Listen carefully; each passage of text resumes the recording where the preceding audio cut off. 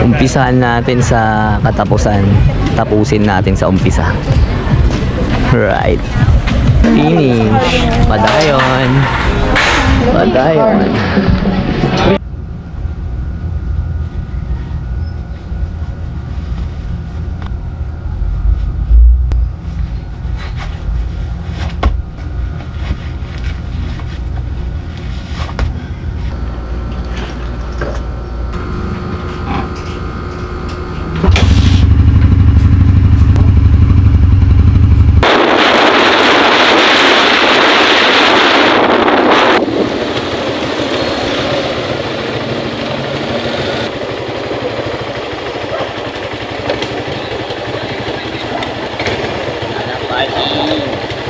Yun, may natira pang isa.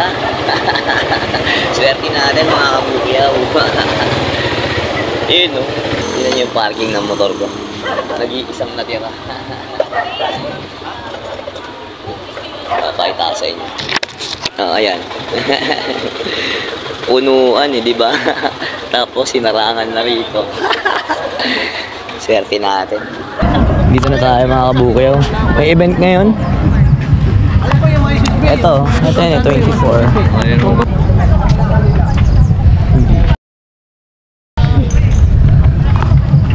So may event ngayon dito. 24 pa lang ngayon. Ikot muna tayo rito sa kabila.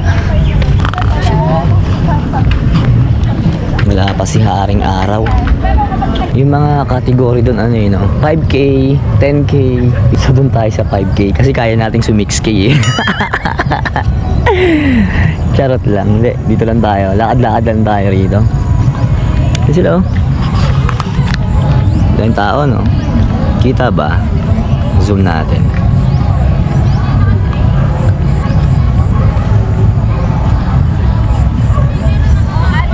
Diba?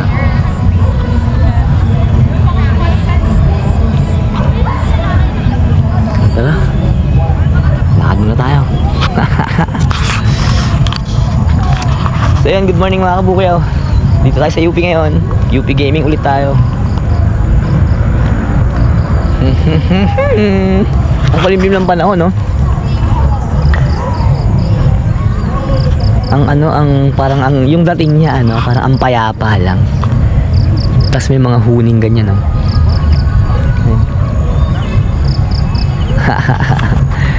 Dito sa UP, kompleto na rito eh.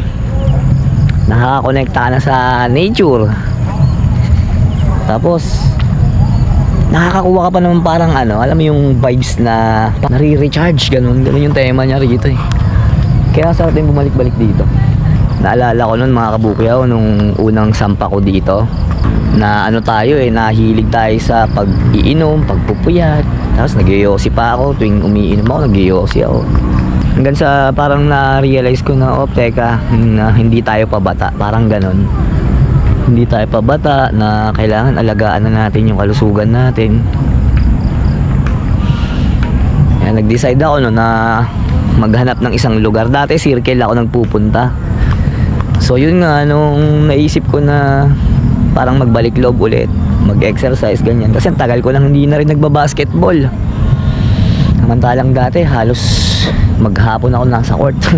Kung tawagin nga yun dati, mumu ng court eh. Ganon kami dati, bansa ganon dati sa lugar namin. Tapos yun, yung na-realize ko na, oh teka, hindi tayo pabata. Dito ako nagpunta nun. Ayoko naman na sa circle. Kasi parang hinahanap ko yung, yun nga, ganting ambience, mapuno. Kaya dito ako napadpad. Naalala ko, doon ako nag-start sa kabila. So 10 minutes pa lang ako nun. Hindi pa ako masyadong nakakalayo, hinihingal na ako. Ganun yung pakiramdam. Kaya yun, sa inis ko sa sarili ko, binalik-balikan ko to, nasabi ko balang araw ano, mapapataas ko rin yung 10 minutes na yun. Yun nga, sa loob ng isang linggo, halos alternate or kadalasan nga araw-araw na eh. Yung 10 minutes ko na yun naging ano, 15, 20 minutes, yun. Hanggang sa naiikot ko na yung itong oval. Diyan ko na sinubukang orasan yan. Long walk lang ako noon, laging walking lang. 30 minutes yan pag inikot mo. Yan, from Oblation, paikot ng Sunkin. Tapos pabalik ng oblation. Tapos yung naikot ko na siya ng isang ikutan. Sunod na mga araw, sinubukan kong isa't kalahati hanggang sa naging 2. Tapos yun, nakuha ko. Ang pinaka-last ko na dyan, simula nung nagbalik na ako noon, 4 rounds. Yan. So pumapatak siya ng 2 hours. Straight yun, long walk. Hindi ako nagpapahinga. Yun. Tapos yun nga, naputol ulit dahil nga pumasok tayo ng Move It. Siguro meron na rin akong 6 months sa Move It. 7 months, parang ganun. Ayun, 7 months na pala ako sa Move It, mag-8.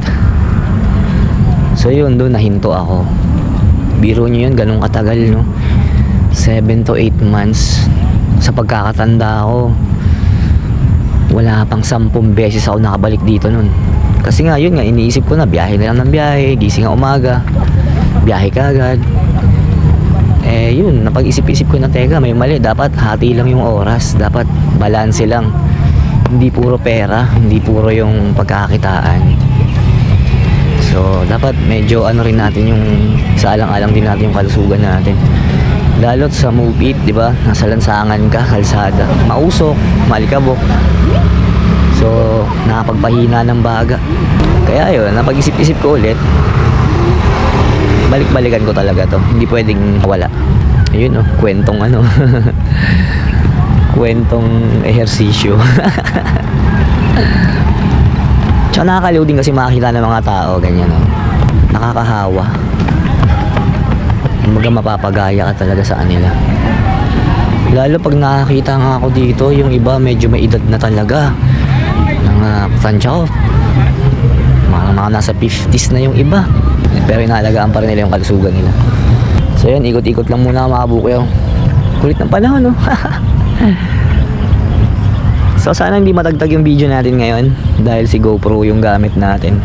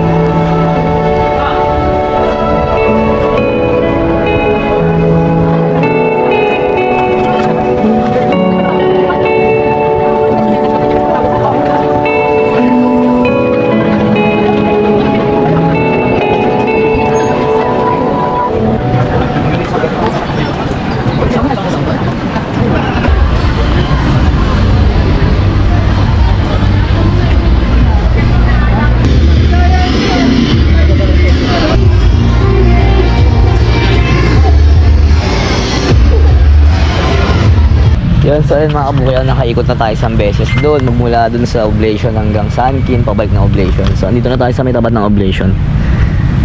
Ayan. So nag-uwian na rin yung mga participant ng event. So ayun, naubos na yung mga tao, natapos na rin. Kakatapos lang sakto nga no, pag-ikot natin doon ng isang beses kanina.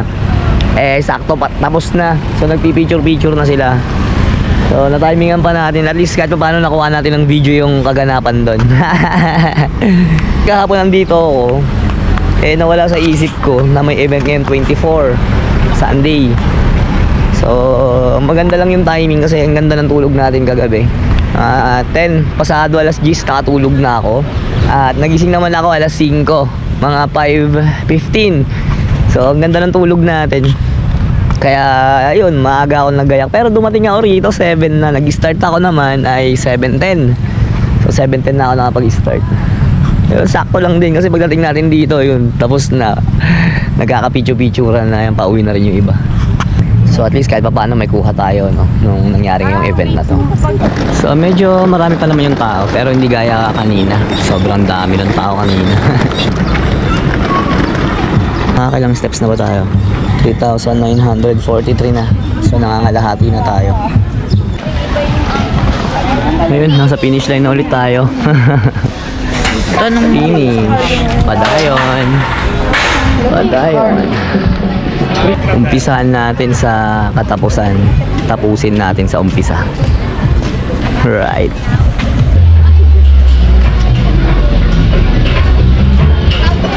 Pangalawang na natin to sa Sunken Garden. Oblation na ulit tayo. Check natin kung nakakailang steps na tayo. 5,762. So palagay ko isang ikot na lang to dito. Ayan, pabalik dito.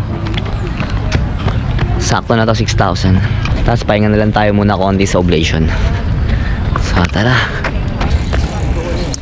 Kapya. Ayan, sa oblation na tayo. Pulang ulit tayo rito. Yo! Woo! Check natin yung natin, steps natin. So natapos na natin yung target natin ngayon. Ayan, 6,376 steps. So time check 7:58. So alas 9 tayo natapos. 7:10 tayo nag-start. Nag-uwi na yung mga yung mga umattend dun sa event. Siguro mga 9:30 uwi na rin tayo. Tapos pahinga, and then kain, biyahe.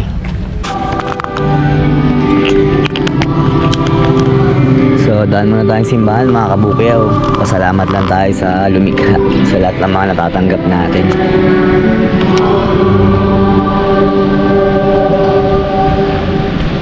Ayun,